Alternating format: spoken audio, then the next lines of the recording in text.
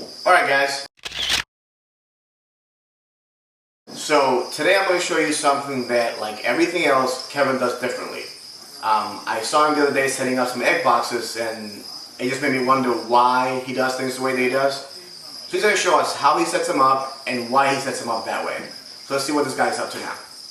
Okay. What I have right now is I have a big female ghost. She's originally wild caught. And actually it's taken this animal so long for this animal to be reproductive. So anybody, if you're still getting in wild caught adult ball pythons, they can be a lesson or a very humbling experience, because this snake has been a long time coming. This is the second clutch I've ever gotten from this snake. I bred this snake to an ultra male, and she's a bit defensive. She still thinks I want to eat her, and she doesn't look too appetizing to me, but she's a great snake. This is a great example of an infertile egg. So this is basically an egg that was either never mature, or the female ovulated, she ovulated a little bit prematurely, so this thing could never been a viable egg, or her resources like her fat cells or whatnot weren't enough to calcify and fully yolk this egg. So anyway, this is junk. So if you're seeing this, they kind of like a waxy feel. They're very, very pliable. They're good to throw at people. And definitely, nothing. A good ball python egg, that you're going to get two different kinds. You're going to get ones that sit here and that adhere to each other, and that's very, very classic ball python.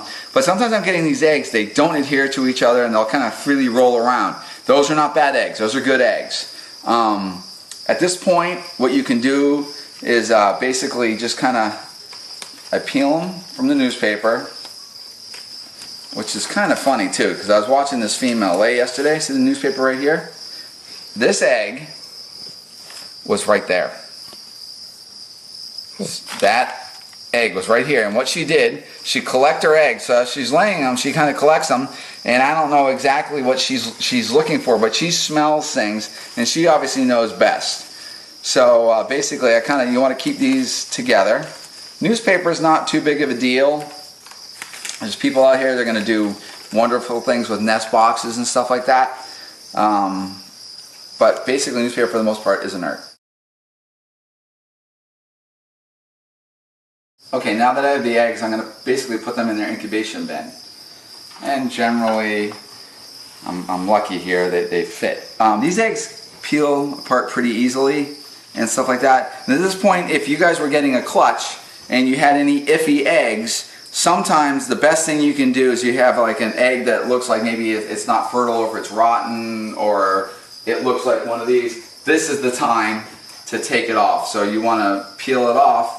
Another thing we can do is I can candle these eggs, if you want to see that. And basically candling, all this is going to do is going to tell us that these eggs look great. Visually these look perfect, but we don't fully know, guaranteed, we don't know if they're fertile. So that means she could have laid viable but sterile eggs. So if I actually put this in a dark room and I candle the eggs, I'm going to look for blood vessels, signs of vascularization that we have a developing embryo inside. At this point, this is a good time to try candling your eggs to see if you have fertile, viable eggs. It's real simple. Generally, I choose a darker area. It's a little light in here, but I think this will accomplish the job. A dark room is great. Have a nice little bright flashlight, little mag light or something like that, and basically you hold it right against the egg and see those little blood vessels? That basically is telling us we have fertile, viable eggs. And you can go to the next one. So now this one, perfect example. See up here? See no blood vessels whatsoever. And if the entire egg was like that, we'd have problems. But as we work our way down there, where the yolk is settled, you can see blood vessels right down there. See the distinct line right there? Mm-hmm. And within probably 5 days, this entire egg will become vasculated. Same deal here. We have no blood vessels, but as we start going down there are blood vessels. So we kind of go through this whole clutch. And one reason why this is a good time to do this, so if I'm going through here and I actually find, let's say like this egg way down deep that you can't see. Now let's say we get an egg like that and there's no blood vessels. So the egg is sterile, Well, what will happen sometimes is the egg will start to rot, and sometimes they turn green, which is classic sign of like aeruginosa type bacteria, as the bacteria basically find an awesome food source. So at that point, it's a good time to peel them, peel them away from each other. But so far, this is a nice fertile clutch. Yeah, every single one. There's even blood vessels here. So this is a good clutch. Everything pretty much stays the same, and I'll just leave them alone. Now that Kevin stepped out, I'll show you guys the easiest way to find out if an egg is bad or not. This is something he doesn't want anyone to know about, so hopefully he doesn't see this. This is one of those secrets from Nerd? Yeah, I don't know if you guys ever heard this, but NERD stands for Never Ever Reveal Details. This is one of those details right here, guys. You ready? This is the easiest way, if it looks like that.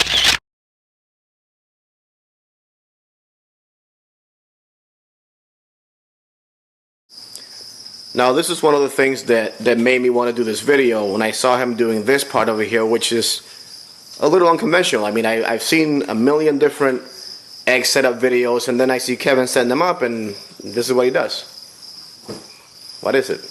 All right, well, this is maybe not the greatest example of what Rafi was a little surprised that I do. But basically I'll take, let's say there's 6 eggs, and basically I can locate 6 eggs on one end, and then I take in this case I'm using Hatch-Rite. I like Hatch-Rite because it's clean. Okay, so I take my correctly watered Hatch-Rite, and now mind you, I use recycled Hatch-Rite, so this Hatch-Rite is even better. It's like 12 years old. Yeah, countless ball pythons. Ready? And I just take it, and I don't know how I do this, but I'll go like this. So whatever that moisture level is, I can kind of like associate a weight to it. So I come back and I'll pick up a box and I'm like, oh, it's a little dry, and I'll add water over here. I mean, some people think you can't even put any water on the eggs, but you can. Just make sure it's the right temperature, make sure it's not chlorinated or whatnot. And one last little point, we're talking about air holes. Technically, I'd be happy with an 1/8 inch to a 1/4 inch air hole for the entire clutch.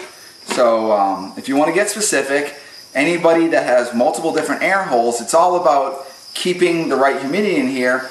So as time goes on, the media dries out, the eggs will lose some moisture, and they'll gain their moisture from the media. So if I actually took this bin and I actually weighed it, and let's say it weighed 3.2 pounds right now, and I'm very happy with it, and I come back 2 weeks later and I go and weigh it and it's 3.10 pounds, so add 1/10 of a pound of water to it to get back to where you want to be for the moisture content, and basically everything works. So you can just weigh your clutch. Now, why in the world do you set up your eggs like this when everybody else does it differently? Because I haven't really paid attention to how everybody else does it.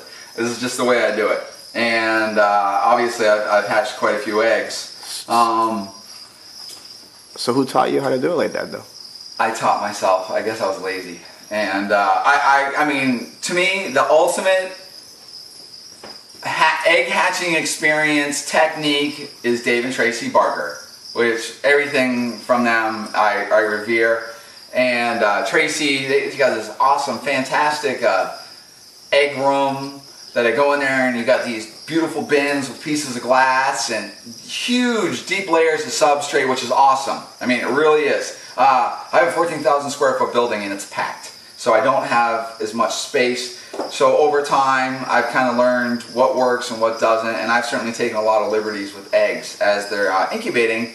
So I kind of think I know what I can get away with. I'm sure I certainly make my mistakes, and maybe I do lose a couple eggs due to my flawed techniques, but I'm not quite aware of it. But some people go through these great lengths of just basically making sure everything's very pristine and perfect and stuff like that.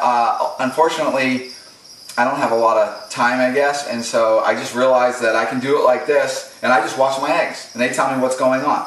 And this works perfect. I can pretty much seal this. I put my hatched information on here, 517, and this is, what was that, 10 eggs? So this is a Ghost times Ultra. And that's it. that pretty much gives me, I know when it was laid, I know the quantity of eggs, I know the clutch number, and I know the genetics of it. And that's it. And I'll put it in my incubator. I basically incubate around 90 degrees, and it takes me about 55, 56 something days for the eggs to hatch. You are fascinated by Mr. Unhappy Pants. Yes. These are also, this is Mr. and Mrs. Unhappy Pants. These are basically, this is what happens when you take a viable looking egg, you know, a little while ago, it looked quite nice. I did not candle it. It was just part of a clutch, and I put it in my egg bin. And within a week or so, it started having some weird looks to it. But smell that. It has a very like a cheese smell that I wouldn't want to eat, but it has a definitely distinct stinky smell. It's like a sweet. If it's so bad, why do you keep smelling it? Because I'm trying to describe it. Oh, that one's even worse. Okay, so anyways, they have kind of like a sweet smell to them. Alright, so these are basically infertile eggs. So if I go and candle these, there's no blood vessels whatsoever. They have just basically, they're just being overtaken by bacteria and fungus now. These were connected to other eggs, and what will happen a lot of times, this egg, as it starts decomposing because it's a big mass of organic material, can effectively affect a good healthy egg. In some cases, you'll actually kill them. Especially early on, you know, in the first 30 days of development, ball python egg is it's very sensitive and delicate, and especially with some of the genetics that I'm doing, every one of these eggs could yield something pretty cool. I'm going to switch off to another situation. Okay, here we have a very nice, healthy egg. These guys. Okay, these eggs are 2 weeks into their development. This right here is a problem. We got a bad egg, and it's going moldy. Now we can see this mold is now spreading to this good egg. So I think what I do, I don't know if I'm going to bore everybody with this, but if we Too late, but that's okay. All right, well, whatever. We'll find somebody to throw the bag eggs at. Okay, And so we'll what fix we it. do, so we're peeling away the bad egg. Okay, so we're going to get rid of this egg. There's a little bit more we want to do with that egg.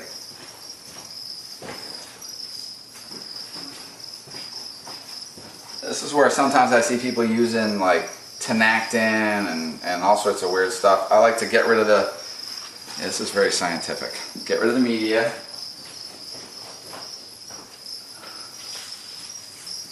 That has many of the molds. Alright, so now we got some mold right here. I know if you probably use something like betadine or whatever, you get rid of it. But generally, this egg is pretty healthy from what I can see. So I just rub it down, get rid of as much as I can, blend my substrate. Okay, now here, the same clutch. This is a kind of iffy clutch. Alright, here we got an egg. This egg, which is, this is my favorite kind, this egg just kind of dried up. You don't see any of the mold.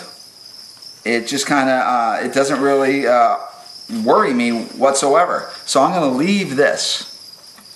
So I got these eggs are good. So basically I started out with 6 eggs in this clutch, and boy, sometimes you can lose them all, if they're bad. But I'll probably end up with four babies of something. So this egg, just leave it alone, because the damage I could do pulling this off, just even the chance of the damage is definitely not worth it. I don't feel, it's not discoloring any of their eggs, just like we saw this mold here, which was a worry. That's not a worry. So that's a good thing to know, when to peel it off and when not to.